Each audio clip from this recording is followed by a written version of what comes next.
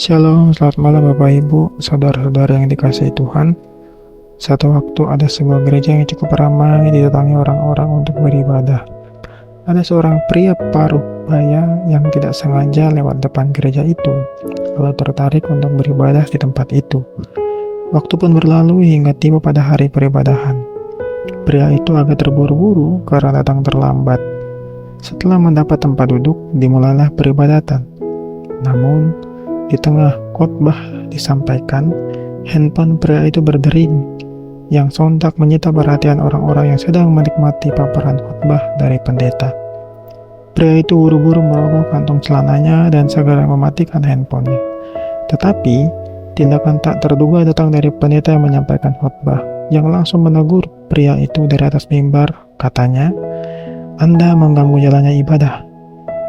Setelah ibadah selesai, beberapa jemaat, para pelayan altar, dan asar gereja juga menegur pria itu dengan nada yang sama seperti yang dilontarkan oleh pendeta tadi.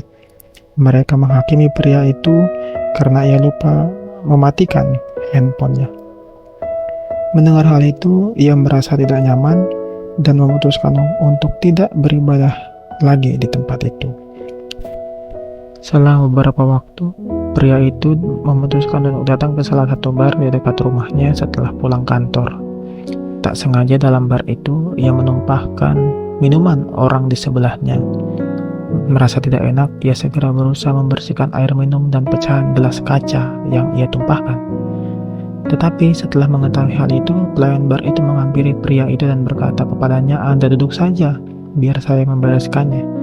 Pun dengan orang di sebelahnya yang ia tumpahkan minumannya, ia berkata, "Santai saja Bung, yang penting Anda tidak mendapat luka atau masalah berarti." Tak berselang lama, manajer bar itu mendatangi pria itu dan berkata, "Saya harap Anda bisa kembali nyaman menikmati waktu di bar kami. Ini segelas minuman untuk Anda dan orang yang Anda tumpahkan minumannya, semuanya gratis." Melihat respon yang diterima di bar itu, pria itu teringat dengan kesalahan yang ia lakukan di gereja beberapa waktu lalu.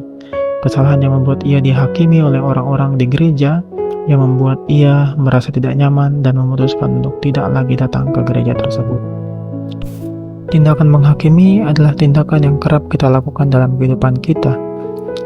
Sering kita merasa iman kita, diri kita, berhak menilai bahkan memberi penghakiman pada seseorang. Padahal Kolose 3:14 berkata, "Dan di atas semuanya itu, kenakanlah kasih sebagai pengikat yang mempersatukan dan menyempurnakan." Kasih sebagai pengikat adalah bentuk sempurna dari keimanan kita. Kasih ibarat pisau. Ia perlu diasah agar tidak kehilangan fungsi. Kasih perlu diasah agar tidak kehilangan makna. Kasih perlu dilatih agar tidak kalah dengan kedagingan kita. Maka marilah kita mulai landasi setiap tindakan kita dengan kasih Allah, karena dari kasihlah lahir kehidupan yang melahirkan kedamaian dan keselarasan dalam Allah. Saya Pendeta Radot dalam Senandika Gembala GKU.